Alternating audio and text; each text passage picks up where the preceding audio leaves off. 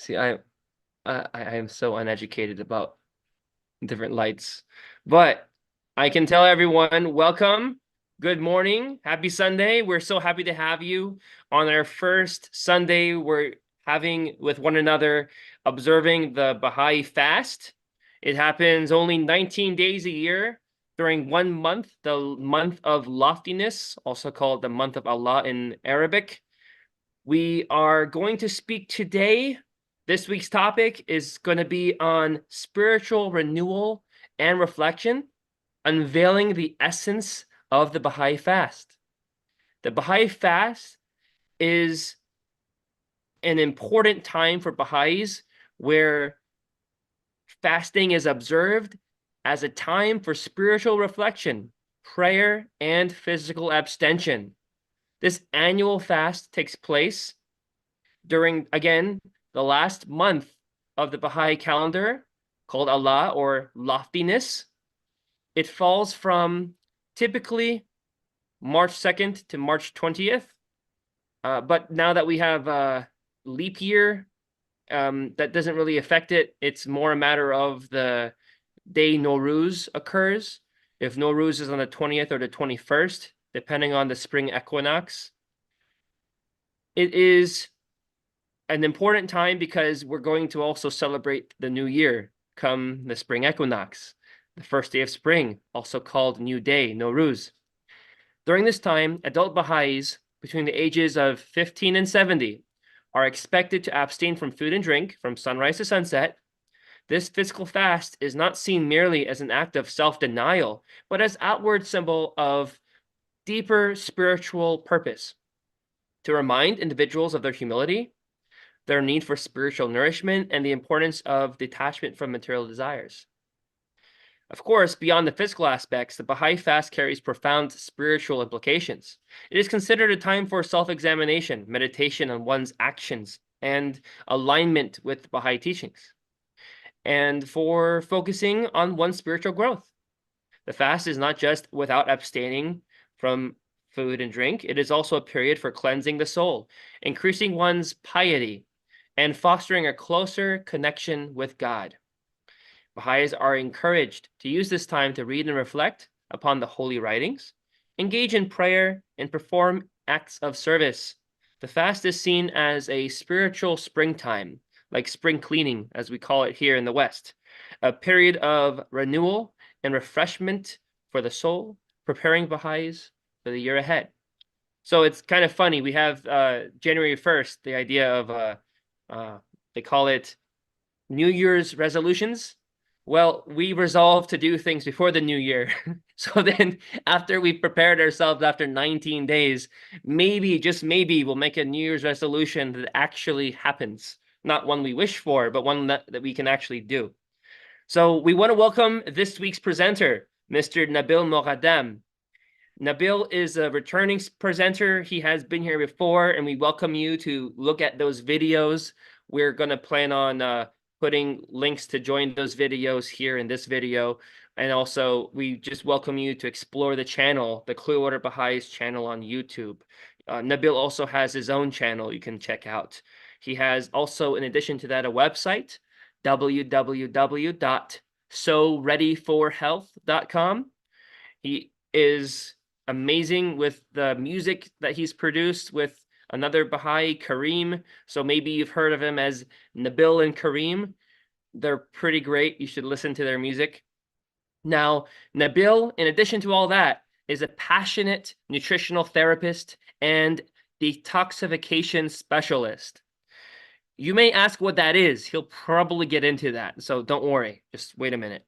He holds a degree in homeopathy from the Canadian College of Homeopathic Medicine and enjoys helping practitioners and patients alike understand the relationship between mineral imbalances, physical health, and mental health. All of these are important. Nabil believes an individual's return to well-being is attained by a combination of proper nutrition, a healthy mindset, and a spiritual connection. To support this belief, he utilizes HTMA, always known as hair tissue mineral analysis, assessments to identify where mineral imbalances have occurred, before formulating personalized nutrition and detoxification plans. Of course, he's willing to work with individuals all over the world via Skype or phone, or I guess Zoom, right, Nabil? Zoom for consultation and HTMA testing. Again, you can check it out at soreadyforhealth.com. And to contact him, it's pretty simple. If you got his website, it's just Nabil at soreadyforhealth.com. Pretty simple. Of course, his passion for music is one that you can get into. The music that he's created with Kareem or on his own, it's pretty beautiful. We welcome you to check out his music on YouTube. Further, if you have trouble finding it, please go to clearwaterbaha'is.org where we host these events. We have a bio for Nabil, and you can click on these links through searching in the search tab, Nabil Moghadam. If you can't spell his last name, don't worry. I sometimes forget if it's a double D as well. So I'm going to tell you now. Moghadam. With that being said, sorry for the long intro, Nabil. You've been here too many times for me to do it that long. Welcome. Thank you, John, for that incredible intro. You deserve a hair tissue mineral analysis on the house for that. I will take you up on that offer. Okay, well, thank you guys so much for having me again, the Clearwater Baha'is, and happy third day of the Baha'i fast. I'm thinking maybe I can share, some insights, some thoughts, some reflections, and then we can go into Q&A, because the questions are always the best. They lead to the greatest, the most interesting conversations. Does that sound good? So how much time do we have? So it's John? 11:09 a.m. We have until a hard stop of 12:30. So you choose. Okay. Okay, sounds good. Okay, so for anybody new who may be tuning in, maybe I'll just share a quick little intro regarding the details of the Baha'i fast and how it's done, because fasting has become very trendy in the past couple of years. A lot of people, they're much more open to fasting, much more educated, and they're doing all types of fasts and experiencing benefits. Because the less we eat, the more the body can heal. It's a very basic principle. In fact, Baha'u'llah talks about it in the Tablet of Medicine, indirectly in a way. He says that he who overeats, his maladies will be heightened. So he who overeats, his sickness, his disease, whatever his condition is, it's going to get worse and worse. And it's because, on the one hand, digestion interferes with healing and detoxification. So digestion always takes the front seat. But when we fast, the body has a chance to start detoxifying, purifying, and healing. And in nature, we see this in animals. When they're sick, they fast and they don't eat when they're sick and wounded. And so on the one hand, when Baha'u'llah says he who overeats, his maladies will be heightened, on the one hand, to me, it's kind of like, it kind of promotes fasting in a way, but also that overeating in general acidifies and pollutes the body. I think most of you would understand why. So it's very trendy, and people are doing mostly intermittent fasting nowadays, because there's a lot of doctors and YouTubers who are talking about it, like Thomas DeLauer, Dr. Berg, etc. They're big proponents of keto. That's a type of fasting, you could say, right? Fasting from sugars and carbs. But I would like to just quickly share with the audience how the Baha'i fast differs with all other types of fasting. Maybe I'll just point out how it, in a way, it excels, or why is it better, in my opinion? Why is Baha'i fasting better than all other types of fasting? Because it's more safe and more effective. More safe, more effective, and then the spiritual component, which most fasts actually don't even include. And that we know to be the most beneficial, the spiritual benefits and effect on your perception, your thoughts, your emotions, and then your physiology. But to go into a little bit detail when I say why is the Baha'i fast the safest and the most effective, when it comes to the physical effects, we're just going to talk about the physical, and then we'll head into unlocking the spiritual essence, which was a beautiful title that Jeremiah, I think, chose for this presentation.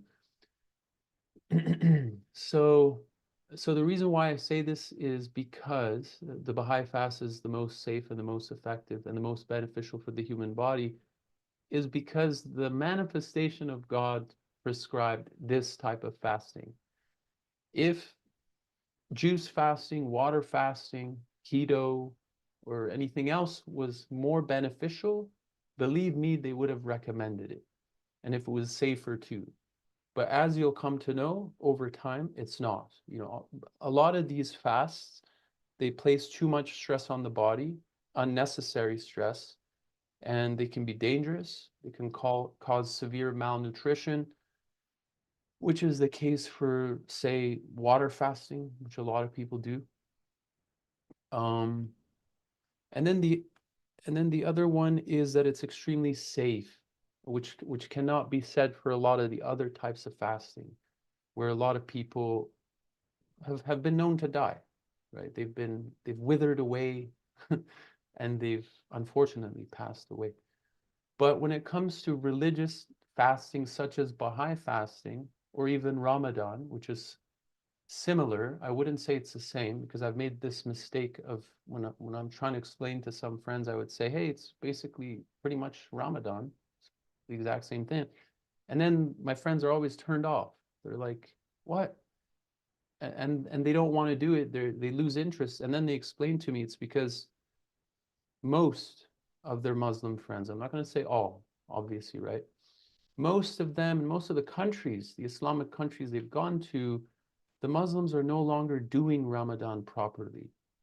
From what I heard from them, from many sources, they sleep during the day and they eat all night long, all night long, all night, and then yeah. So they're not doing it properly. They close their shops all day long in many of these Islamic regions.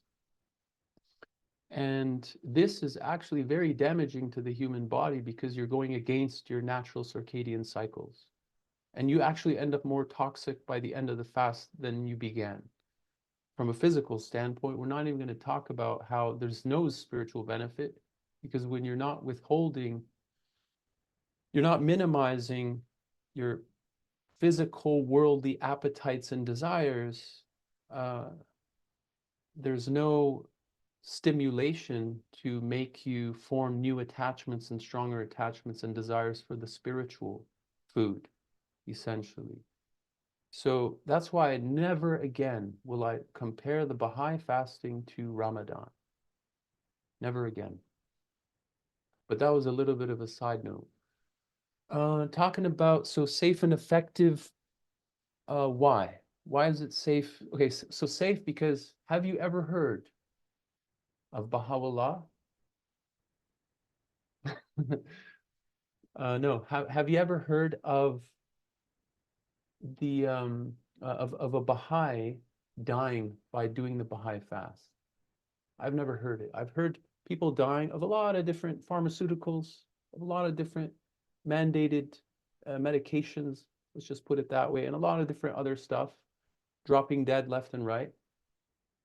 But I've never heard in my long life, I may look slightly young, but I'm actually almost reaching midlife crisis, let's just put it that way. I've never heard of any person doing Ramadan and dying, unless they overate and they did it improperly, or any Baha'i dying. So extremely safe, right? Extremely safe, like nutrition therapy. You've never heard anybody die of vitamin C or magnesium. Never, right? Till this day. So very safe. And just to go a little bit more into detail, it's extremely safe because within the span of 24 hours, you're eating twice at least. You're eating breakfast and dinner. And when it comes to dehydration, a lot of people are scared of dehydration because of all the fear mongering that's going around regarding dehydration. But you're once again, you're drinking in the morning, you're drinking within the span of 24 hours, you're drinking enough, totally enough. So it's really a safe, strategic, temporary famine or and drought, which has very beneficial effects on the human body, such as autophagy, which many of you are aware of, which occurs when you deprive the body of food for a period amount of time, and the body has to now kind of become creative and find a different source of energy and nourishment. What it does is it begins to recycle and digest your weakest links, the weakest components of your cells. So by the end of the fast, if you do it properly, at least the physical part, you are renewed at a cellular level. The drought, the strategic drought that occurs as you abstain from water for that same period of time, from sunrise to sunset, by the way, I forgot to mention that.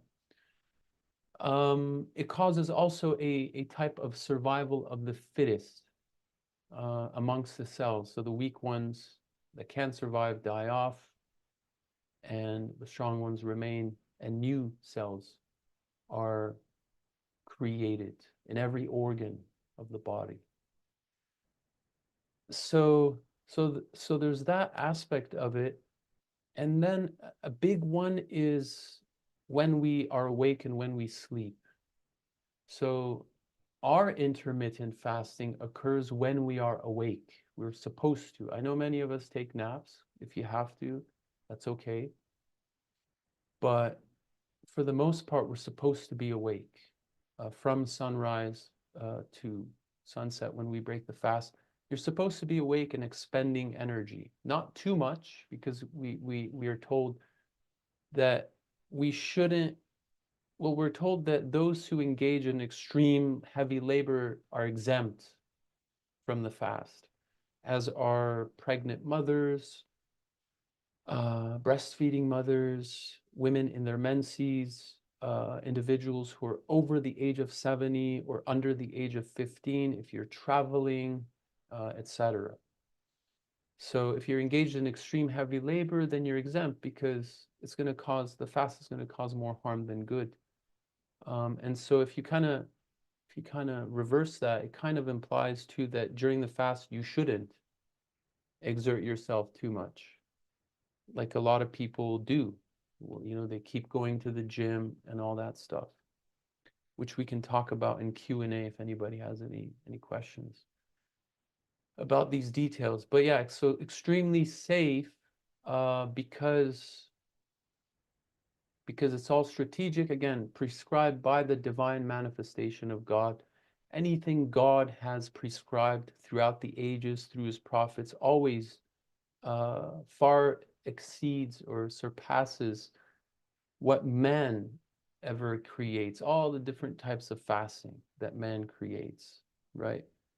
So that's an issue. So going back to the sleeping issue, that's a big one, because a lot of people who do intermittent dry fasting or just intermittent fasting, if you actually look at their schedule, they have a window of time where they eat their food, let's say lunch, and up until dinner, like an early dinner, 4 hours.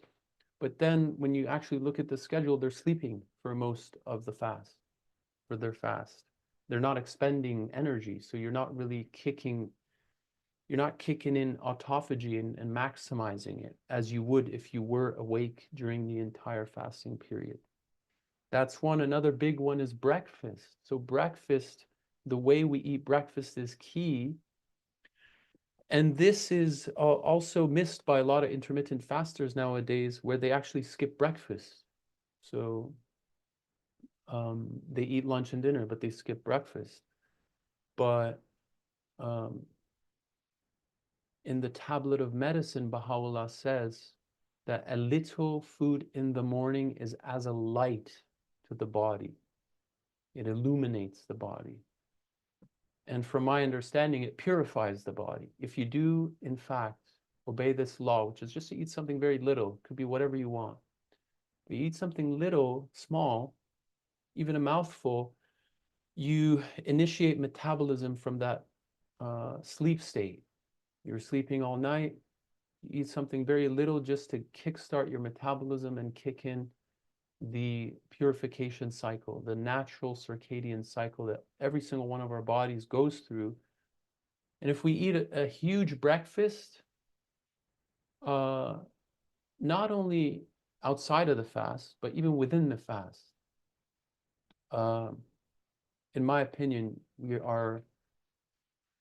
we would be compromising, we'd be getting less benefits, physical benefits from the fast, because a lot of us, we eat big meals in the morning during the fast to kind of push back hunger. So you don't get hungry as soon as you would, so that you can hunger less. But when you do that, essentially you're reducing the amount of time that your body is in autophagy, in renewal, in healing. And we're just so scared. Again, we're just so scared of hunger, and we're so scared of dehydration, which has been, we've been bombarded with this our whole lives.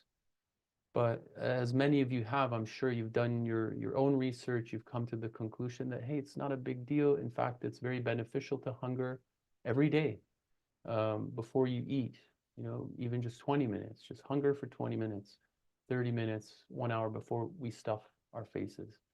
Kind of like our ancestors, right? Our ancestors, it appears that they didn't have food available to them every second that they would desire. Just go to the kitchen, open the fridge and get my muffin. No, it wasn't always like that. So they would go long periods of time without eating. And this is quite beneficial for the human body, actually. So that's a big one, is kind of ridding ourselves of all the fears that come with fasting for the first time. And just having that minimal breakfast to tap into more autophagy. And actually, the point, I had a friend just point this out in the last presentation, that a good idea would be to distract ourselves from the hunger, and that it works by doing something you love. And it's true, sure, you could do that, and it does work.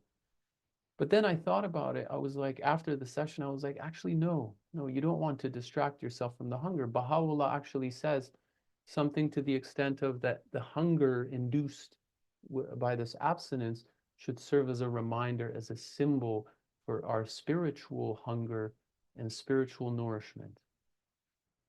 And so I used to do this when I was a kid, a lot of us, right? When we were teenagers, we thought we could cheat the system. And so, we'd sleep in. And then when you'd be awake, you'd play video games for hours just to forget. And we'd forget about the hunger because we're playing video games all day. But we missed the whole purpose, which was to focus on the spiritual. That's the main purpose. And maybe we can head into that right now, which is, and many of you know this, of course you know this, which is that the most important thing about the Baha'i fast is the spiritual aspect. And this is something that is missing in all other fasts. We want to talk about ketogenic fast, juice fasting, water fasting, intermittent fasting, all the different types of fasting. Have you ever heard a doctor, any of these doctors talk about the spiritual component? No, I haven't, except for the divine physician. But I'd like to say that before we get into some spiritual insights that I've been thinking about lately, I would like to say that the spiritual healing that takes place during the fast, should we do it properly, And we can kind of get into details as to what that can look like.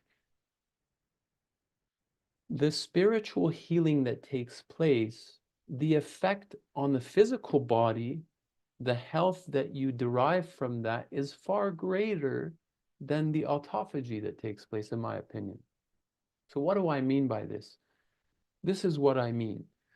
So obviously we're spiritual beings, first and foremost. All the divine prophets have taught this throughout the ages, every single religion, that we are first and foremost spiritual beings, eternal beings created in the image of God, having a human experience in this embryonic reality, this temporary, preparatory embryonic reality.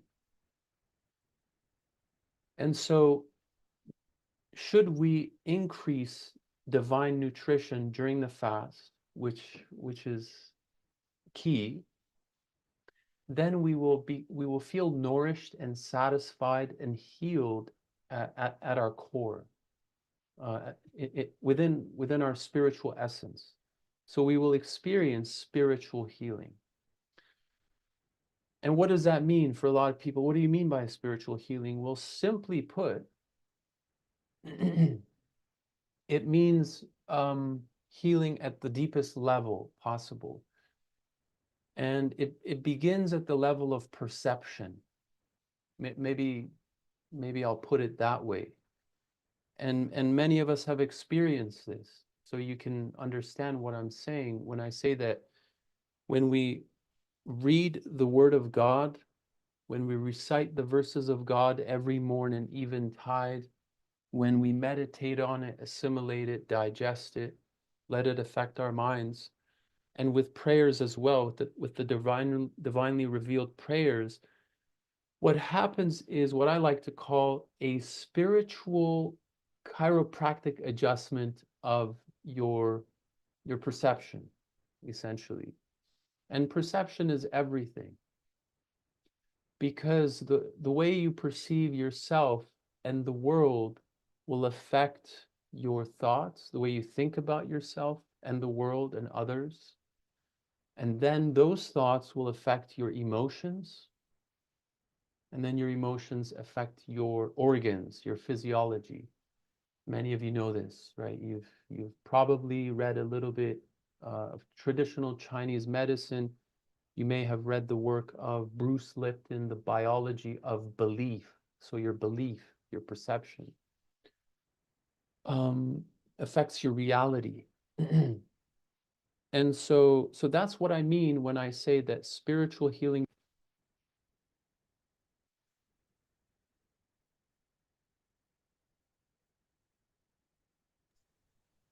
Can you check your audio, Nabil?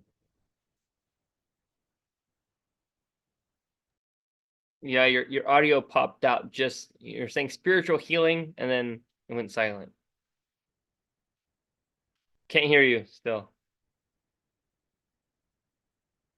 Jeremiah, did you hit a button? I'm kidding.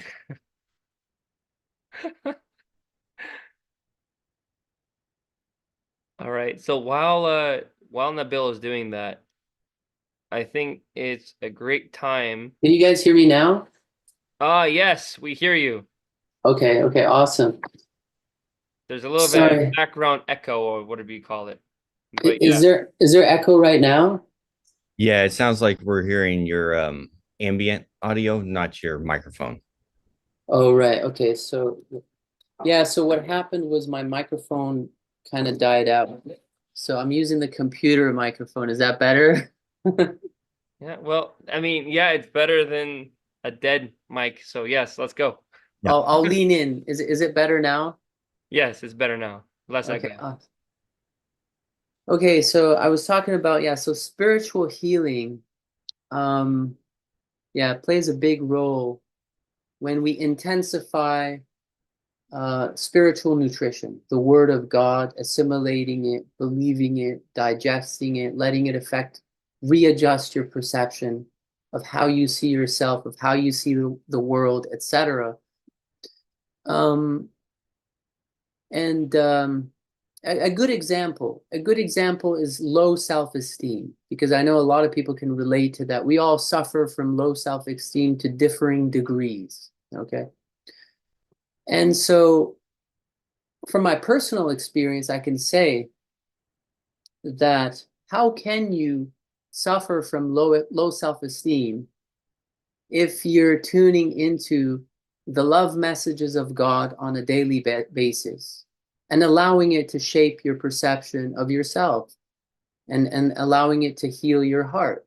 Like when you look at the writings of God, these love messages, you're constantly being reminded of how much you have been loved, how much you are loved, how much of a noble human being you are, but yet you have allowed the world, the dark forces, to abase you.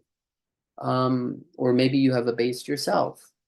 What else does he say? So anyways, I love thy creation, hence I created thee. I mean, it's filled, right, with love messages, hundreds, if not thousands of love messages. And so anybody who intensifies these love messages and nourishes their core and reshapes their perception, your self-esteem improves. And that's tremendous when it comes to physical health, because the most morbific of processes or mental states is low self-esteem. You're constantly anxious about what people think about you. You constantly get triggered because you have low self-esteem. You don't love yourself enough. You're constantly in a state of fear because you need the validation. You depend on people for many different things. People pleaser, always worried about what people think. You know what I'm saying? You're burning yourself out because you're a yes man. You don't know how to say no and put your foot down and have boundaries, etc. So just that's one example. There's so many different examples that you could go into, that reshaping our perception and nourishing your mind and your heart with the love of God will have an incredible effect on your physical health. And only a human being who has gone through it, like night and day, you could take myself as an example. You can testify to the truth that the reality you experience is like night and day. It's incomparable. It's like being reborn again, to be honest with you. And there's a quote by, I think it's Anais Nin, where he or she or it, I'm not sure if that name is feminine or masculine, but they said something to the extent of the world is not, they say that the world's not as we, how does it go? It goes, we see the world not as it is, we see the world as we are. And so as you love yourself more, you recover from all the wounded ego, the inflamed ego, the traumas, the subconscious, all that kind of stuff. Then you are reborn, because now the world changes, you change, everyone around you changes. And anyways, it's a new reality. So that's why I wanted to share how spiritual healing and spiritual food can tremendously revolutionize your perceptions, and then your thoughts, and then your emotions, and then your physiology. Even more, like I'm saying, even more important than and impactful than autophagy itself, which a lot of people obsess about. And that's what they just focus on. I'm going to do the fast just for the physical benefits, right? But if you were to actually focus on the spiritual nourishment, you get even more physical benefits. Anyways, thought I'd point that out. I would like to share maybe two more thoughts before we open it up to Q&A, which I've been having myself, which is a deep sense of gratitude for being Baha'is and for Baha'u'llah making the fasting obligatory. When we're young, when we're teenagers, we're like, oh boy, here we go. Here comes the time of deprivation. You know what I'm saying? But then eventually over time, you realize that no, it's a time of abundance, incredible abundance.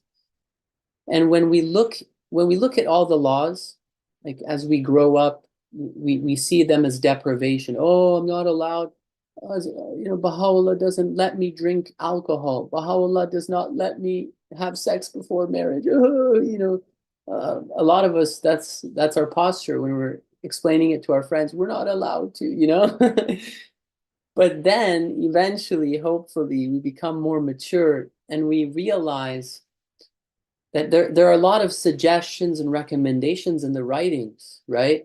Hundreds and maybe even thousands, but only a few things are made obligatory and law. And then you realize that the things that are made a law or that are made obligatory happen to be the most beneficial to us, the most beneficial. And this is why God, Baha'u'llah, has made it obligatory so that, or the most crucial, the most essential. And so this is why they have made it obligatory so that out of our ignorance, we wouldn't deviate and deprive ourselves big time of things that are so essential. And by making it obligatory, even by making it obligatory, a lot of people cheat, try to cheat and try to cut corners and whatnot, sleep in and eat throughout the night. And when you do that's another thing we can get into, which is, we'll get into that a little bit later, maybe in the Q&A, but just a deep sense of gratitude that we have these obligations that get us back on the right track. Like when you think, when you kind of zoom out into the big picture, you realize that this world, the dark forces, society, all the forces of society, throughout the rest of the year, they are pulling you away from God. Okay, they're pulling you away from your true reality. They're distracting you with the weapons of mass distraction. Okay, all the apps that are constantly pulling you away from contemplation, from bringing yourself to account each day, from praying, from meditating, from saying your 95 Allahu Akbar, etc., etc. From everything, from that connection, that essential connection that connects us with God. Throughout the entire year, we're being bombarded with all of the dark forces, making you more addicted, making you more fearful of life. Oh my God, there's a war. Oh my God, the planet's gonna explode and hit this planet. We're constantly being fear-mongered because fear-monger paralyzes, and they want you to be paralyzed or control you. Fear is used to control or paralyze. So constantly trying to pull you away from your power. And our power, our true power, every single one of you have goals. You want to serve humanity. You want to free yourself from the chains of this world. And in fact, nobody puts it better than the hidden words. So many hidden words are about freeing ourselves from the dark forces in this world. One of them is, thou art but a sword concealed within the darkness of its sheath, and its value hidden from the artificer's knowledge. Come forth from the sheath of self and desire, so that your value may be made resplendent unto the whole world. So he says that the sheath, what's keeping you in your darkness, suppressing your potentialities, is self and desire for this world, all the vices and addictions, desire for validation, desire to prove yourself and work and just focus on work and not on your spiritual life, or go to the gym, right? This conversation always comes up. Nabil, what am I going to do during the fast? I need to keep working out. Do you really need to work out? What about the spiritual gym? The entire year you can work out, and you have been working out. Give it a break, for crying out loud. Give it a break for your soul. Focus on going and getting ripped for the Lord, in the gym, in the spiritual gym, just for, at least for 19 days. And so I was just trying to express my gratitude that it's been made obligatory, this intense period, which all of us feel, all of us, it's our favorite time of the year. The more you do it, the more you realize that during the fast, after the fast, you are renewed. You have been made more powerful in God. You have purged yourself. If we've done the fast correctly, we have effectively purged ourselves of all of the impurities and all of the chains and whatever's holding you back. Every single one of us, we know, deep down, you know what's holding you back. And maybe throughout the year, you didn't have the time, or you didn't have the motivation, or you didn't have the spiritual support. But now you wait for the fast and you're like, I'm going to do it. Through the power of the love of God, I'm going to make it happen. And for a lot of us, it happens where we free ourselves from whatever vices and addictions that we know, and mental patterns too. Oh, I'm not good enough. You're not good enough, etc. That type of mindset. Eventually, you free yourself. You realize, of course, you're good enough. Of course, you're worthy of serving humanity and being successful at doing it. And the love of God will so fill your heart that you have no more desire. It becomes effortless to let go of these vices and addictions for a lot of people. So gratitude is the main thing I wanted to share, that these things have been made obligatory, because imagine if they weren't. Just imagine for a moment if the fast was not made obligatory. Let's be real. I'll be the first to admit, I probably wouldn't be doing it. Okay? I would not be doing it. And then what would happen? I would be deprived. I would become ever more polluted with this world. What does he say in another hidden word? He says, thou art the day star. This is one of my favorite ones. Hopefully I'll remember it. Thou art the day star of the heavens of my holiness. Let not the defilement of the world eclipse thy splendor. And then he says something to the extent of, come forth from behind the clouds and radiate your luminosity, so that all things can be clothed with the apparel of life, something to that degree. But the main part is, do not let the defilement of the world eclipse your splendor. You are the star, the day star, the sun of the heavens of his holiness. And so the fast enables us to purge ourselves from the defilement of this world. It's that yearly, just as the brother John put it, it's a cleansing, it's a purifying, a deep cleansing, detoxification that takes place on a yearly level. Whereas the obligatory, you could say, it's like a daily check. It brings your ego in check, and it reminds you, a daily reminder. But it's not as intense. So that's one thing, the gratitude. And then I'll end with maybe 3 signs that you're doing the fast properly. And these are just, signs that I've thought about throughout the years myself, just so that I can bring myself to account and make sure that I'm doing the fast properly. And so one sign is that you're not overeating during the fast. And what I mean by this is a big, large breakfast, which a lot of people do because of fear. I'm going to be deprived, right? And then in the evening, you go for that one meal, then you go for the second course, then you eat dessert, and it's still not enough. And then 2 hours later, you go for that midnight snack. This shows deprivation. This shows a void. And because we are dependent, needy creatures, whereas God is the independent one, we refer to him as self-subsisting, the independent one. We, on the other hand, we're dependent, needy, weak creatures. So we always have attachments. We always have to form attachments and dependencies. And so when you remove attachments, the biggest one for all of us being food, right? For that emotional support, whatever, for the infections in your body, they want that sugar, whatever it may be. When you remove it, a void is created.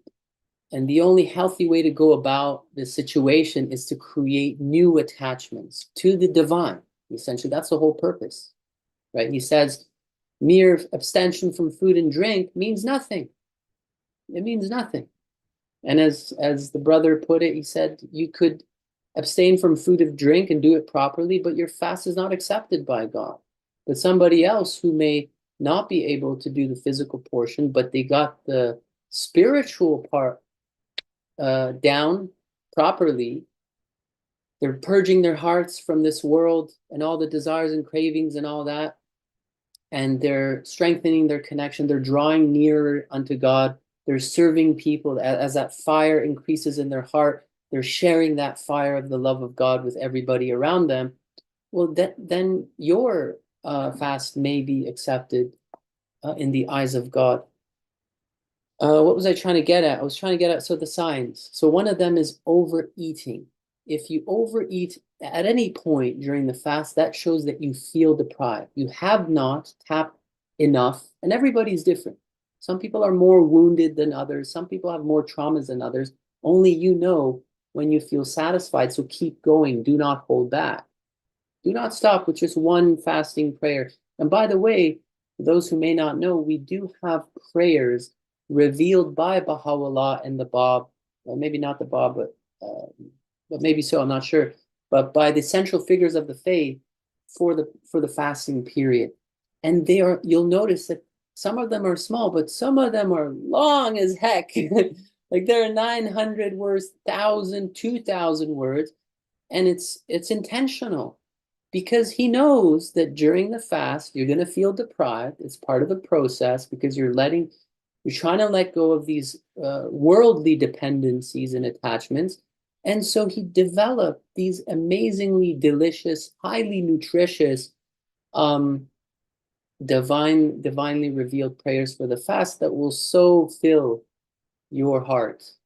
For those of you who have used them, you know what I'm talking about. They are so nourishing and so filling. And so, yeah, don't forget to use those. And if we do this, if we do it properly, a long story short, is you'll notice that you don't overeat. And when you don't overeat anymore, that's when you know you're experiencing spiritual healing. Your heart is being filled with the love of God, and you're satisfied with the basics. You know, just one meal. You don't have to go for seconds. You don't have to fear. There's that feat of deprivation, right? So I fear that I'm going to be deprived all day. I'm going to have a massive breakfast. No. Abundance, buddy. Don't forget. Abundance, a huge banquet of incredibly highly nutritious prayers designed to feed you at your core, right? Your spiritual essence. And you are a spiritual being. So that's one sign. The other sign is freedom from vices and addictions and anything that you want to rid yourself of. You know that you need to get rid of them. Parts of you that are abhorrent unto the Lord, or even just to you, or maybe to your wife, who knows, to your husband, to your family. Maybe you're stuck with drugs, you're hooked, I don't know. So one of the signs of success is that during the fast, you free yourself from whether it's smoking, whether it's addiction to sugar, whether it's addiction to entertainment, escaping this world, whatever it may be, smoking. Did I say smoking? Probably did. So that's how you can gauge the effect, the success of your fast. If I'm doing it properly, my heart should be so filled. I should so immerse myself in his love during this period so that I can get back on the horse. My higher nature can reclaim control of my lower nature, and me as the rider, I can guide the horse to the final destination. Because we all know vices and addictions, they, in many different ways, they limit your potentialities, the expression of your soul through the body. The body is a temple, it's the instrument. All vices and addictions lead to excess, and also they poison the body in different ways, right? So healthy body will enable you to be of better service to humanity, to your family, to yourself. So it's an opportunity. If you cannot free yourself during the fast with the assistance of God, then good luck for the rest of the year. Okay? That's all I will say. So that's another good sign that you are doing the fast properly, and also a sign that you're doing it improperly. If at the end of the night, like when the sun goes down, you go back to your vices and addictions, like you go back to smoking a pack of cigarettes or drinking your booze, or sorry, if you're a Baha'i, you're not supposed to drink booze. So, but if you're doing all the other stuff, you're going back to all the sugars, all your old ways, then you know something is not right. You need to reevaluate. Yeah. And then lastly, I will say, during the fast, this is the last sign, the third sign, which is if we're doing the fast properly, you should become creative during the fast. You should become creative. You should produce something during the fast. Because Baha'u'llah says something to the extent of, during this period of time when the fire of the love of God increases, it should be increasing in our hearts, then naturally any lover, any person who's in love, a natural outcome is sacrifice. I must sacrifice myself. Otherwise, you're going to be perturbed. Okay? When you love somebody, you have to sacrifice. You're going to give gifts. You sacrifice your time, your life, sometimes your etc. Right? And the way we can't love God directly, he says we can show our love towards him by being unified in serving and loving others, his children. So as your love for God increases during the fast, as a fire builds in the heart, natural outcome, you must serve. You must share that love with your neighbors, with the rest of the Baha'i community, with anybody who needs help. And creativity is part of that, right? Maybe you're a poet, you express your love through poetry. Maybe you're a singer-songwriter, you produce a song about it. Maybe you like talking, you create a vlog about your experience. Maybe you love to cook, that's the way you express your love, and then you create some beautiful cake, a nice healthy cake or cookies for everybody in the community. Or you share your time and you help others. So that is a sign that you are doing the fast properly, in contrast to what? In contrast to what a lot of us have experienced, especially growing up, is it's all about me. Oh, I'm being deprived. Oh, I have a headache. Oh, I'm low energy. Oh, I'm just sleeping all day, bedridden. That's just me, right? You're not doing it properly. But I will say that it's not entirely your fault if you feel that way. I will just end with saying this, which is just an observation. Some of you can chime in. We'll head right into the Q&A after this, which is that when you study the history of the faith, never do we ever see, or at least I've seen, the early believers complain as to how difficult the fast was. Oh, I got headaches, I got migraines, I got constipated, I was bedridden all day, I couldn't do anything. No, you never see that. In fact, it was very easy for them. Much like when I was a teenager and I was doing the fast, I could play soccer. I would play soccer in the heat of the sun for 4, 5, 6 hours, and I was totally fine because I had a healthy body. And I will say that for the majority of people, the reason why you experience so many symptoms during the fast is because we live in a sick society. That's just the reality, okay? The majority of people have been made sick and kept sick because you are valuable to the system when you are made sick and kept sick, right? It's just a dark world we live in of incredible amount of engineered diseases and infections. And so, yeah, so on that front, it's not entirely your fault if you feel that way, but one should prepare throughout the year, purify your body, detox your body, alkalize your body of all the poisons, all the toxins, all the infections, so that when the fast comes, it can be a pleasant fast, so that you don't have to be bedridden, so that you can actually be creative and loving and serve and all that. So I thought I'd mention that as well. Okay, I'll stop talking now, and maybe we can open it up to Q&A. Thank you so much, Nabil. So, first question, you mentioned something about not eating too much and how it accentuates the maladies that you may have. So, again, correct me where I didn't say it correctly. But the question is, say you decided to eat breakfast for the fast. You didn't sleep much, so you took a nap after you ate breakfast. And then you woke up again when you had enough sleep, like your 8 hours typical, because you didn't change your circadian rhythm yet. And then you go throughout the day doing whatever it is, work or relaxing on the weekend, whatever the work week is. And then you decide you want to go to an all-you-can-eat restaurant. And this is at night, be it so. And you eat all you can eat until you're full, but you don't eat past being full, you eat until you're full. There's a difference. Overeating of after you're full, trying to stuff it in still versus you got full. So say you just got full. So you're not eating after you got full. And then after you've gotten full, eating all that you felt comfortable to eat, you then get to the point where, and again, you took a long time. You took 2 hours to eat. All right. You're not talking about 30 minutes. You're not talking about 15. You're talking about 2 hours, and you're slowly eating.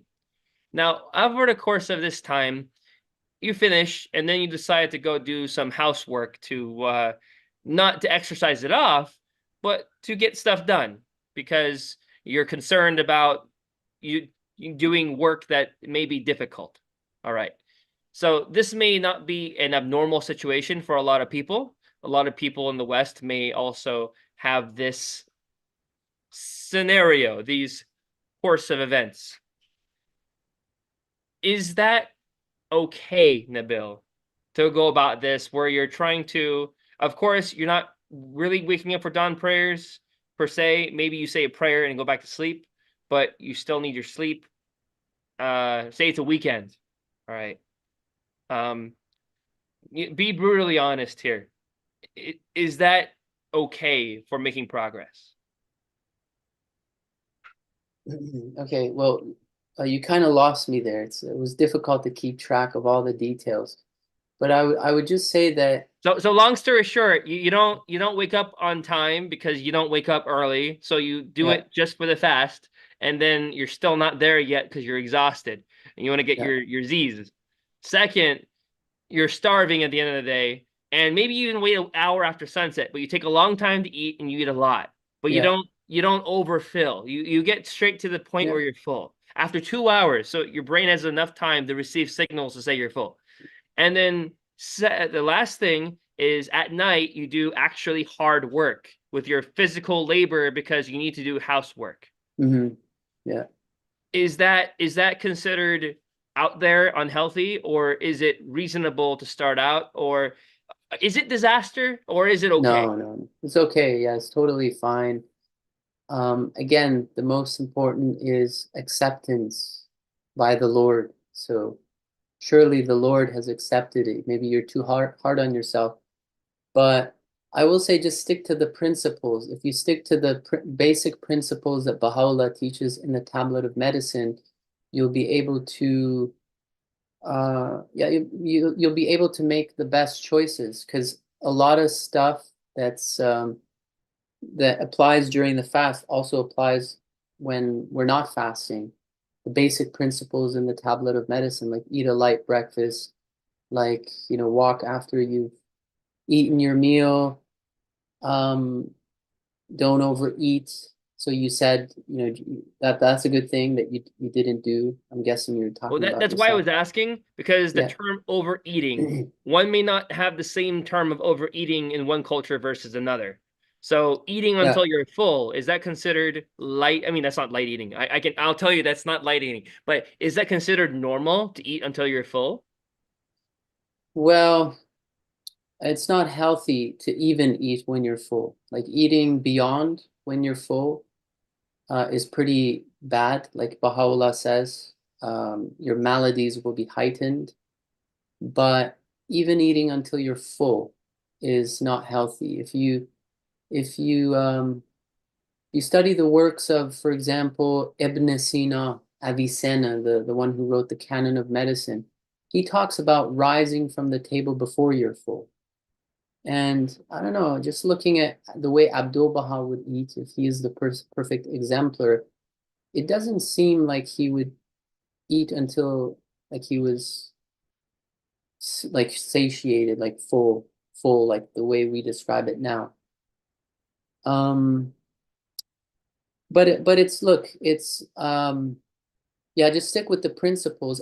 You said that there's different ways of overeating, and there are. One of them is overeating in one sitting. So eating a huge plate, a mountain of a plate. But there's another way of overeating, which is eating too frequently before your body's ready for more food. In other words, So you would eat that be an when, example like 5 times a day, 6 times a day? well, depends. If it's very little, if it's small mouthfuls, then that's fine because Baha'u'llah says eat only after you have hungered. So a lot of people are afraid of hunger, and hunger is actually a good thing. But I mean, not extreme hunger, right? Obviously.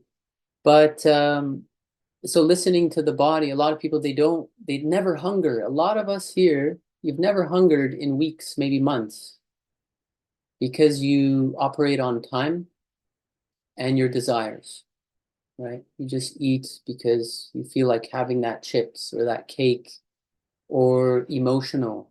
It's an emotional need, right? To stuff that hole. Not in your stomach, but in your heart, right? Stuff the hole in the heart.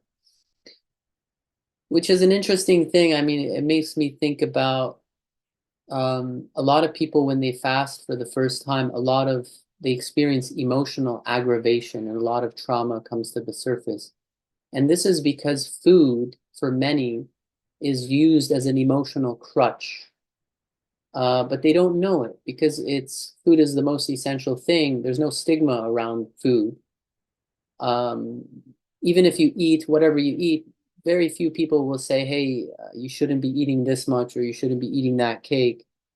So they've depended on this crutch, this emotional crutch to fill the void for such a long time that when it's removed for the first time, when they do the Baha'i fast for the first time, they become aggravated. Now they have to face their demons that they've been avoiding for decades, right? Their childhood traumas and all that emotional, yeah, the inflamed ego and whatnot.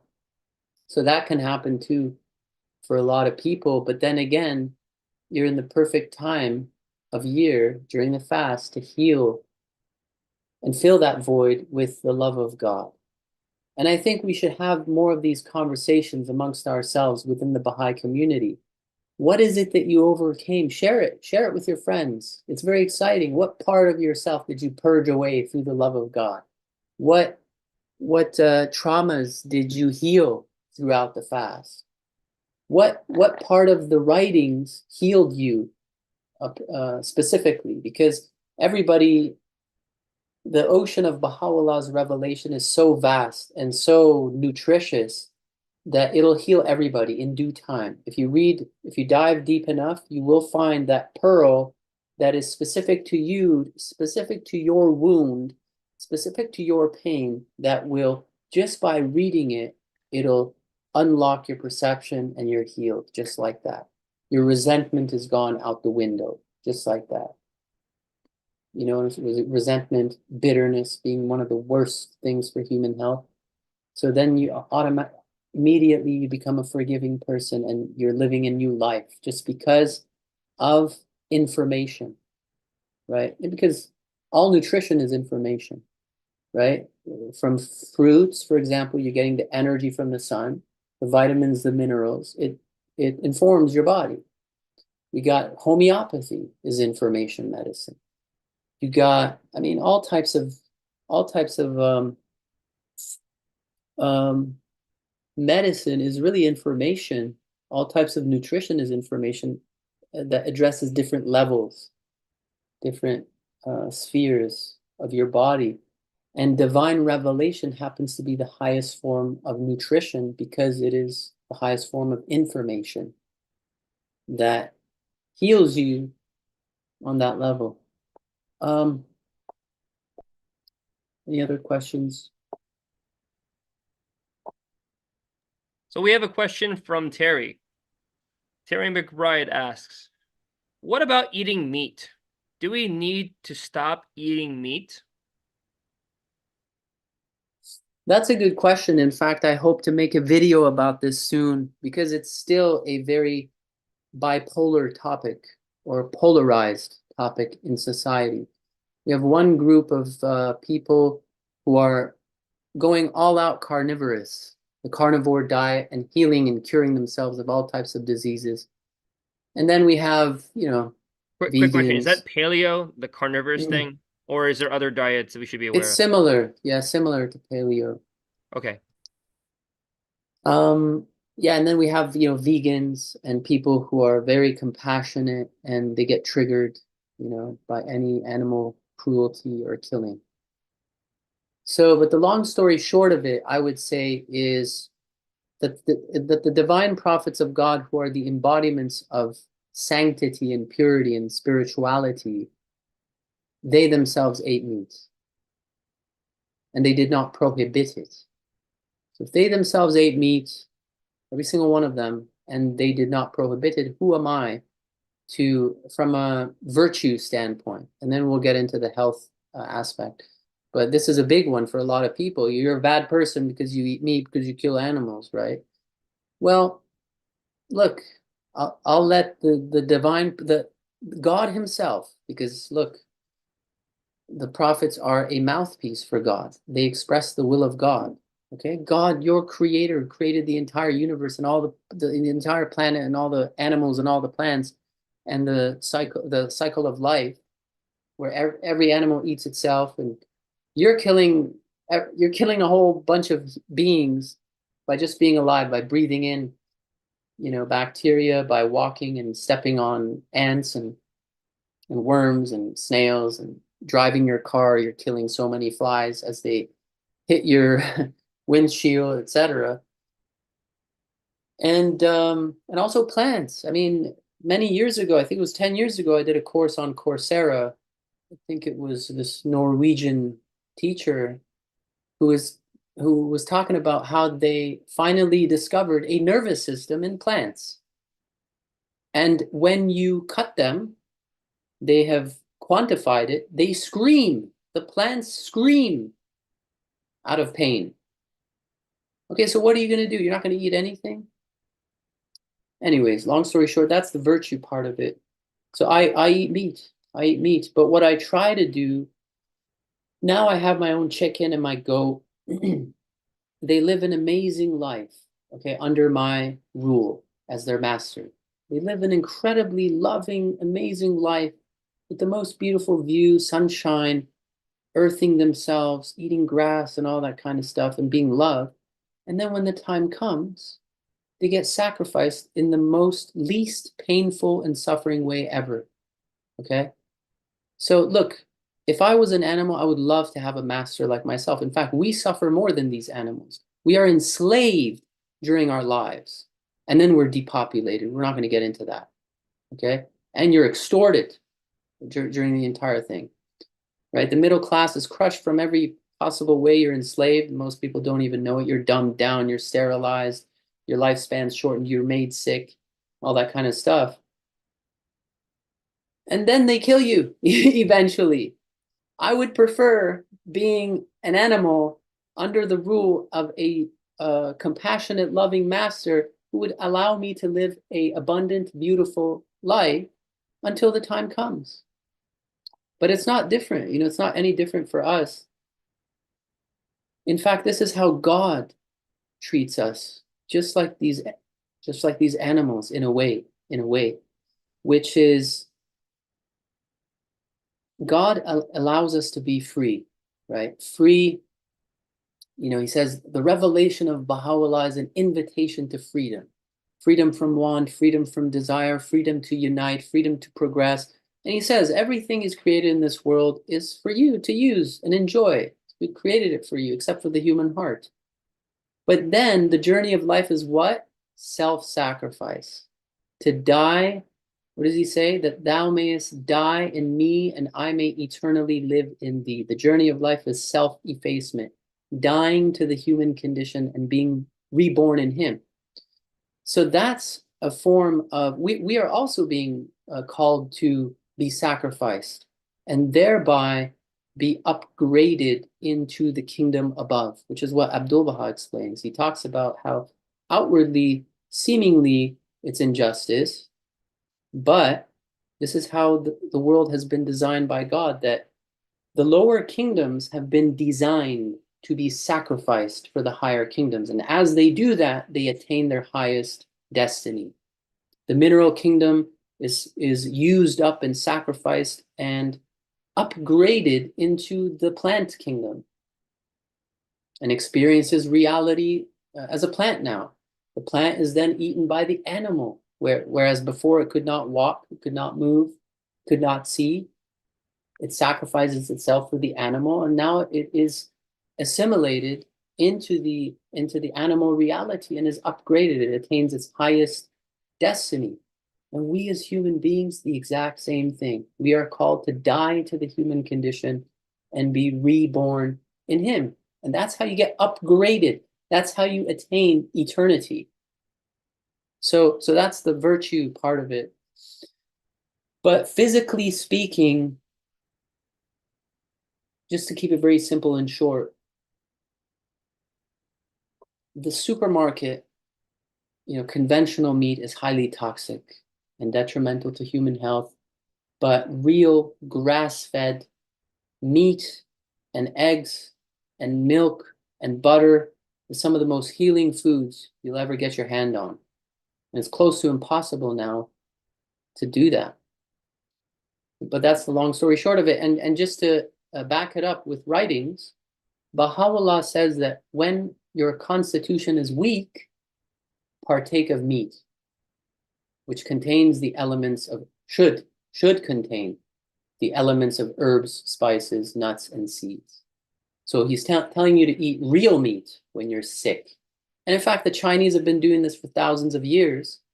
When mothers, they give postpartum, when they give birth, they give them bone broth, right? To rebuild their constitution and their mineral levels as they get depleted. And we're living again in a sick society where most people have been made sick and kept sick. So you need meat, healthy meat, more than ever before, actually. Organ therapy since the time of Hippocrates, right?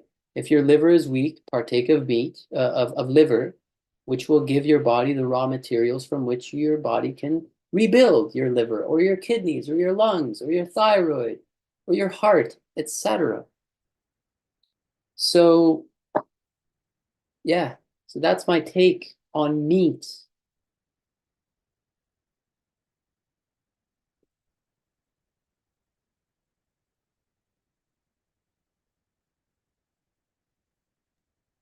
Thank you so much. It's it's a lot to think about, definitely. The idea about meat, and this is another question from Terry. He's asking, are mushrooms considered meat? Mushrooms, I would think not, but maybe he knows something I don't know. Yeah, I agree. no, I I wouldn't. don't think they're considered meat, although They're they're an used, excellent source of protein, right? yeah, they're used as a meat substitute. So in a lot of these Very tasty. vegan alternatives, yeah. Yeah, mushrooms are the fruiting bodies of a fungal system that's in the ground. So you actually are not eating the fungus, you're eating the the gonads of the fungus, actually, that's used to reproduce so they can spread Yum. everywhere else. Very tasty. Yummy. That being said, same goes with flowers and fruit. So it's not anything special. That's typically what we like to consume, and rightfully so. It tastes good. With that said, we have Malia. She says, the book, I Will Have the Fruit and Grains, Please, written by Victoria Leith. Okay. And then it says from Terry, there is a movement that used raw milk until the FDA shut them down. Well, I've seen some actually horrifying examples of children who had raw milk, got sick from a bacteria that was found in the milk, and ultimately speaking, um, how do you imagine having milk pasteurized or non-pasteurized in the context of a society where you have, cities and you don't have people near the actual cow? If you're In gonna the have context of unpasteurized milk, cities, yeah. if you're gonna have unpasteurized milk, it should be your own cow, right? That kind of thing.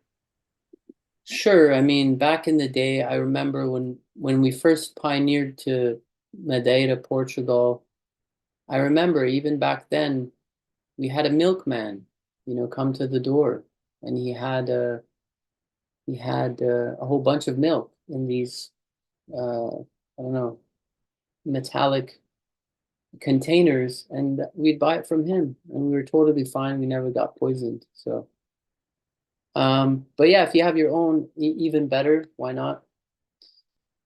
And one of the things you realize is most of what we've been taught is a lie, just straight up. And you only begin to realize this when you carry out the independent investigation of truth. Whether you have a clinic and you see the truth play out day after day, contrary to everything they say, or whether you just do it in your own life, Like most people I see, they say, "Oh my God, you shouldn't eat raw eggs." I eat raw eggs every day and I love it. I get it's day and night, like day and night. The eggs you buy at the supermarket and free range eggs for my chickens. It's so the color, the taste, it's so different. I just grab it, just drain the white part, just keep the yolk, and just get a nice little slice of bread. Boom, just like butter. I'm not kidding you. I do that all the time, and then maybe put some avocado, some cheese, and even the dairy. Like the dairy here, the cheese, the milk, the butter does not compare to Canada and the United States. They have an island here dedicated to free-range cows. It's called the Azores. And all of the cheese and the milk and the butter comes from the Azores. Azores, It's right? like night and day. Back in Canada, anything I would eat, I'd get sick. It's like eat the milk, got sick. Eat the cheese, get completely congested. Go to Tim Hortons, have one bite of the donut, sore throat. Here, I'll eat pastries all the time. I'll have 3, 4 pastries, stuff myself sometimes. Totally fine. No issue whatsoever. So there is an issue definitely when it comes to how toxic the foods are really in North America. That's a big issue for sure. So definitely the factory farm culture versus the farm at your door that you locally grow yourself, there's a very big difference. So I know that Yeah. Baha'i writings actually, I think Abdul Baha directly tells us that local farming is what we should focus on as Baha'is. I mean, if you have a farm that's local, you should buy from that local farm rather than something that is not so local in terms of what food Yeah. we eat. Yeah, and we're seeing this happen thanks to the Ruhi Institute. So the Ruhi Institute is the most powerful decentralizing force in the world, which is giving power back to the people. So all of the corruption and the harm that the 99% is experiencing is because of the centralization of power and control over every single system. Your educational system corrupted and poisoning the minds of the young folks, training them to become victims and see everybody as an enemy. Training women to hate men. Oh, the patriarchy and men have suppressed you and you don't need them. And most young girls hate men. I don't need them, right? The feminist movement. And then you got the critical race theory, right? It's all victim mindset, disempowering people. And then you got, but the Ruhi Institute is changing that. It's empowering local communities to reclaim control of their educational system. Children's classes, right? Where parents decide what to teach kids, not the state, right? And then you got farming, right? Control of the farming, poisoning the food supply with cancer-causing glyphosate, gender-bending atrazine, and a whole bunch of other chemicals that shorten your lifespan and make you sick, and deprived of nutrients, because glyphosate is a master chelator that pulls all the minerals out. So food is no longer medicine. It's poison. Food has been made poison. So Hippocrates is rolling in his grave because the dark forces have turned it around. Let food be thy poison and poison thy food. The financial system, right? We're seeing everything change because it's so beautiful. This is a little bit of a side note, but the House of Justice, because a lot of people say, oh, the House of Justice, globalization, what's it called? Governing body for the entire Baha'i world. It's going to be corrupt, just like all the other ones, right? But I tell them no. So far, what I have seen is there is no dictating of orders from the top down, just like we see in all they're doing with all governments, dictating what you have to do, what everybody has to do, stripping you of all your rights, stripping you of all of your freedoms, and all that. What the House of Justice does is it enforces the framework of action. That's it. The framework. Hey, this system, this framework, if you use it, it's been proven to work to free the people. It's been proven to work to help you at the community level claim control of both your spiritual life, your personal life, and the collective life, you know? But the solutions are from the grassroots because every reality is different. You're gonna come here and tell me, oh, the world is warming up, global warming.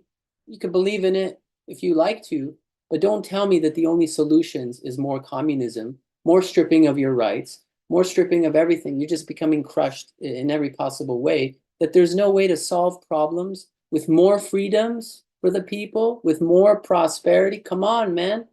The solutions always lead to crushing them 99% in every possible way. That's psychotic, in my opinion. So one of the incredible things is that the Ruhi Institute is decentralizing every system at a grassroots level and giving power to the people, and it cannot be censored or stopped. They can shadow ban us and censor us online and become the gatekeepers of truth, Google, YouTube, etc., but they cannot stop the Ruhi Institute. They can't stop it. In due time, this pyramid of power is going to reverse itself on its head. So there's hope. There's a lot of hope.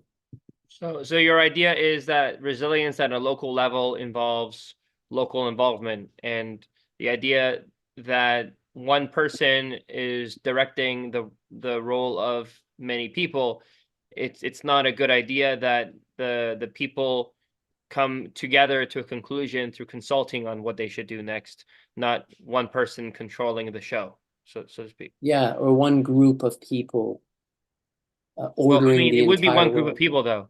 One group of people is the local community. That's a group of people. Yeah. I One know what you group. meant, but I was just saying one group of people far away, right? Like Yeah. over there where we don't even know where they are. Yeah. And solutions can lead to a solution to a problem can actually lead to more prosperity, more freedom, more liberty. It can. But why does it always lead to more communism? I don't get it. I mean, I do get it, but a lot of people don't. So they consent to it. They consent to the narrative, the fear mongering, and they enslave themselves and their kids. So I want to do a quick screen share. Is that okay with that? Of course. So about fasting, I want to ask you about simple foods. I want to use the quote as the basis, but I want you to please enlighten us about examples of simple foods. So just for everyone to have as the bedrock here. So this is selections from the writings of Abdul Baha. and it's a larger quote. So it says, "Thou hast indeed examined with great care the reasons for the incursion of disease into the human body. It is certainly the case that sins are a potent cause of physical ailments. If humankind were free from the defilements of sin So and good. waywardness, of sin and waywardness, and lived according to a natural inborn equilibrium, without following wherever their passions led, it is undeniable that diseases would no longer take the ascendant, nor diversify with such intensity. But man hath perversely continued to serve his lustful appetites, and he would not content himself with simple foods. Rather, he prepared for himself food that was compounded of many ingredients, of substances differing one from the other. With this, and with the perpetrating of vile and ignoble acts, his attention was engrossed, and he abandoned the temperance and moderation of a natural way of life. The result was the engendering of diseases both violent and diverse.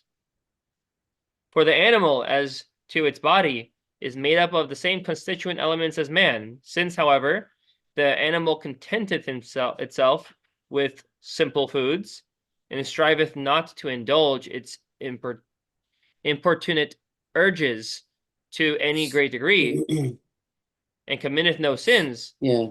its ailments relative to man's are few. We see clearly, therefore, how powerful are sin and contumacy as pathogenic factors. And once engendered, these diseases become compounded, multiply, and are transmitted to others. Such are the spiritual inner causes of sickness. The outer physical causal factor in disease, however, is a disturbance in the balance, the proportionate equilibrium of all those elements of which the human body is composed. To illustrate, the body of man is a compound of many constituent substances, each component being present in the prescribed amount, contributing to the essential equilibrium of the whole. So long as these constituents remain in their due proportion according to the natural balance of the whole, that is, no component suffereth a change in its natural proportionate degree and balance, no component being either augmented or decreased, there will be no physical cause for the incursion of disease. I mean, there's an example that elucidates here. I can continue. We're kind of towards the end of the subject, I think. For example, Yeah. the starch component must be present to a given amount, and sugar to a given amount. So long as each remaineth in its natural proportion to the whole, there will be no cause for the onset of disease.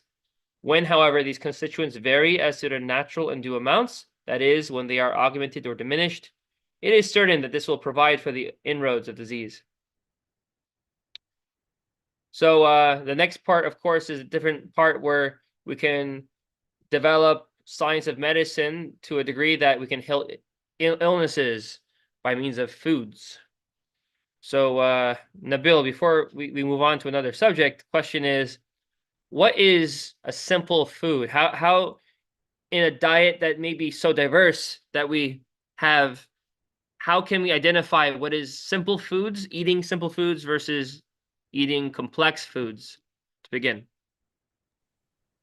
Well, I think that the answer was right there. Like he described complex foods as being foods or meals that have so many ingredients, and he compares it to the animal that satisfies itself with one food. Like when I look at my goat, it's a great thing to have a goat in the backyard, because every time you look at it, you're reminded, you're like, wow, this goat is always so content just with the grass.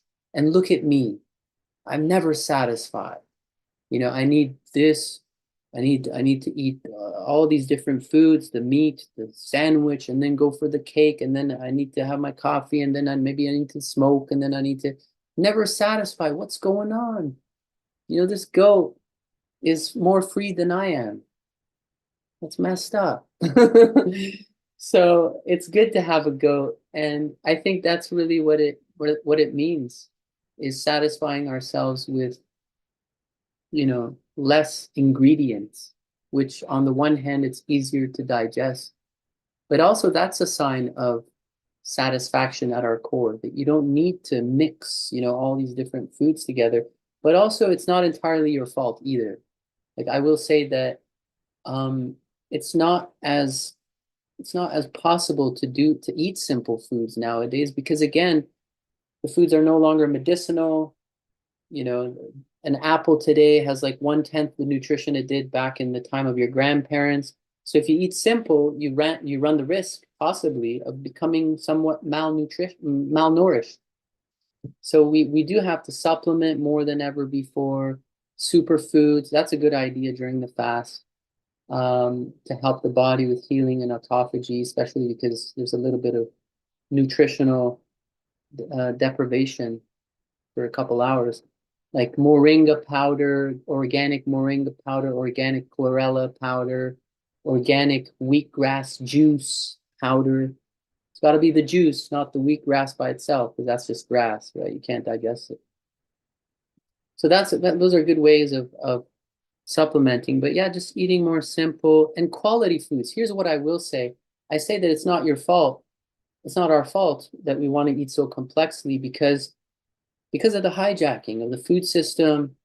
And you guys, if you're in my shoes, you know what I'm talking about, which is whenever I used to travel back to Canada, I would lose my appetite because even the organic foods, we'd buy all organic, no smell, no taste, everything tastes like rubber, I'd lose my appetite for many weeks. But then when I come back to Portugal, all of a sudden everything tastes amazing, everything smells nice. It's not perfect here, but it's much better. And the appetite comes back, and I can eat simply because a tomato tastes like a tomato and it smells like one as God designed. Or the orange that I eat from the tree, it's so real. I mean, that was a whole awakening and an experience, eating fruits from the tree for the first time and seeing what fruits actually should taste like and how it should make you feel. But that's a problem too. It's like, if our foods were highly nutritious, there's a saying that goes, we are overfed but undernourished. And again, it's not your fault. So you're not getting enough nutrients. Your body is craving the nutrients. And so you just keep eating more of the refined junk foods that have no nutrition because your body thinks eventually, hopefully, the nutrition's going to come down the pipe, but it doesn't. So you go into what is known as nutritional debt, right? So it's not entirely your fault. And I think long term, it's going to be much easier for us to eat simple foods because that sweet potato that you grew is so nutritionally rich that you actually feel satisfied after just eating potato and maybe yogurt from your goat. Boom, you're so happy, you're so satisfied. That's how I feel. Like when you have real food around you, you don't crave all of these complex. You want to talk about complex foods? Just look at the ingredients of any packaged food you go to the supermarket. Even bread, it's got like 50 ingredients, right? You look at yogurt, it's got 50 ingredients. So just that is I would say that would embody complex foods. Just stay away from those. If you can maybe at least cook your own foods, you're heading in the right direction. But I would like to point one thing out, which kind of ties into from the writings here, that ties into what I shared earlier in this presentation about spiritual healing having an effect on the human body, which is that part about sin. Can you pull it up quickly? It was a little further up about how sin produces disease. Now, a lot of people don't like to hear this, okay? Because why? Everybody's sick. And so when they're sick, they're like, what do you mean? I'm a sinner? You mean I'm a bad person? They don't like that. But here's the thing. There's two ways that sin produces disease. One is through ignorance, right? Through ignorance, you can sin. There's a lot of people who sin through ignorance because they don't know any better. They're unaware of the God-given moral compass. Maybe they're unaware of the universal spiritual laws that govern our reality. So they don't know, right? So they're breaking those laws and they suffer because of it. So they're not a bad person, right? But it's still considered sin when you're breaking those laws. So So it doesn't, when we say this, when Abdul Baha says this, or Baha'u'llah says this, he's not saying you're a bad person because you're sick. That's one thing I want to point out. The other way of sinning is through knowledge. So you know that it's bad, but you do it anyways. So I thought I'd point that out. And I think this is very clear to most people. You don't need me to tell you this or explain it to you. Like, let's give a few examples here. What's considered a sin according to God? Couple things. Alcohol, is the leading cause of 7 different types of cancer. It kills your brain cells. It affects society. It affects your family.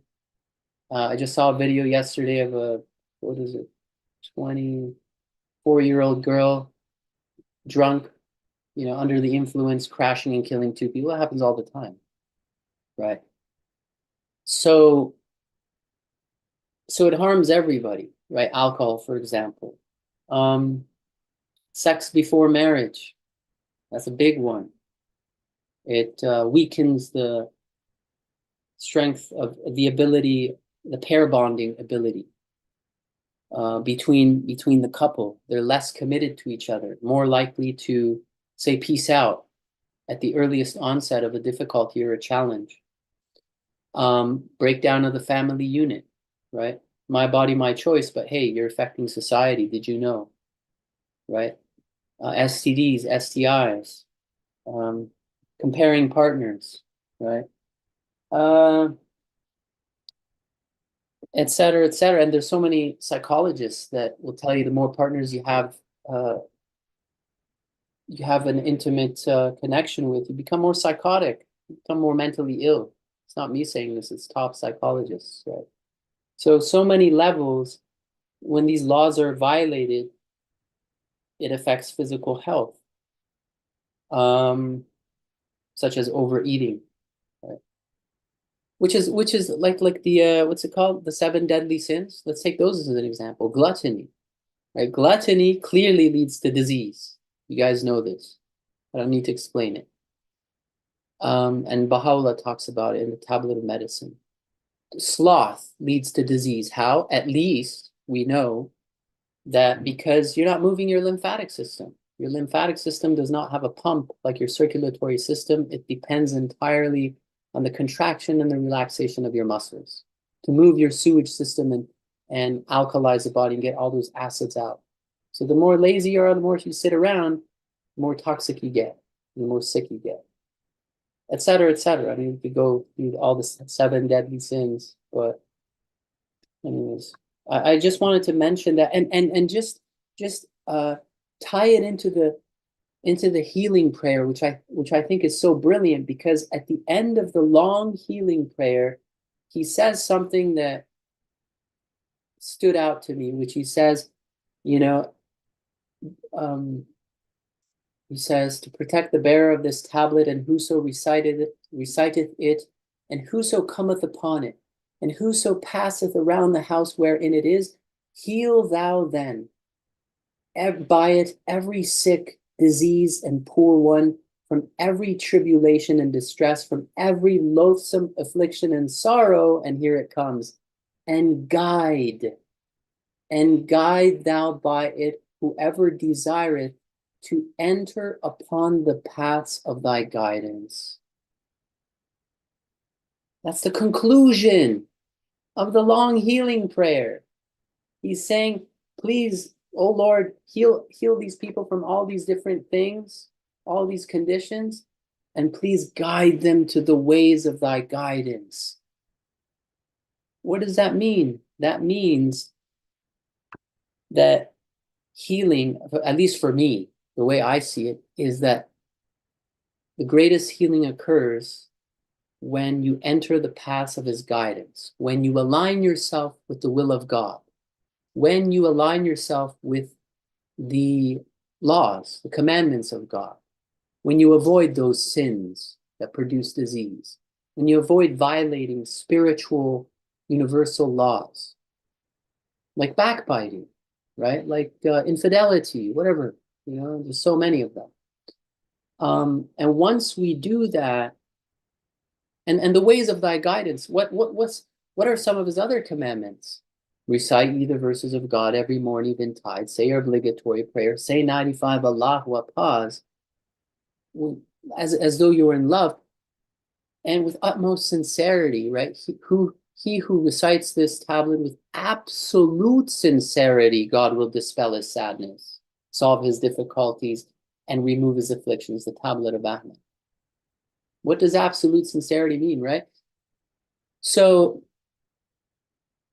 yeah, just to end, it's obeying the laws of God and the daily spiritual obligations is what's going to heal you over time. Not the first night. When I was a kid, I used to try it. I tried it. It was like they said, oh, healing prayer. Let me read it. Read it once, didn't work.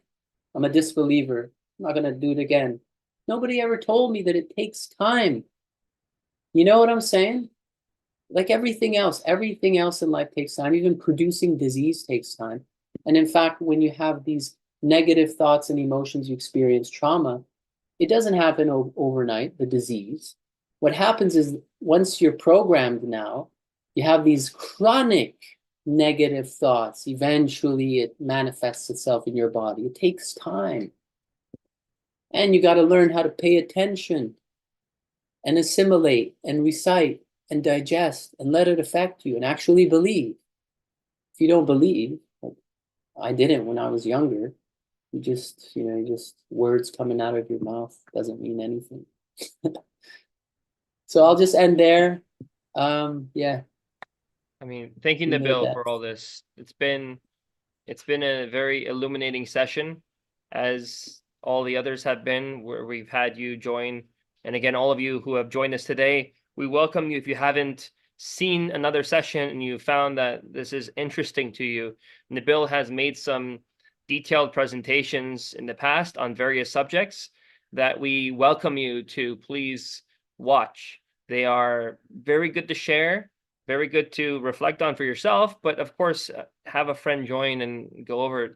It's a lot. It's a lot, and definitely in a good way. It's a lot in the good way. But that being said, if you're interested in learning more outside of these sessions, outside of the videos on Clearwater Baha'is, the YouTube channel, we welcome you please to view soreadyforhealth.com, the website. It's a really good website that Nabil has put together with the intent to serve the people. And he wants to serve people through nutrition. And of course, the question is, as it relates to your nutrition, how are you on your journey with your personal facts? And that's something that you guys can discuss, of course, offline. But that being said, we want you all to please, as we're going to go through another week of fasting, to please remain vigilant, to think about how we can benefit our communities and ourselves. As Nabil mentioned, the grassroots, it all starts from home, it all starts from you. So we welcome all your comments, your thoughts. If you like this, please, we welcome that you subscribe to the video channel on YouTube, Clearwater Baha'is. Like the video and share. Thank you, everyone, again, for joining.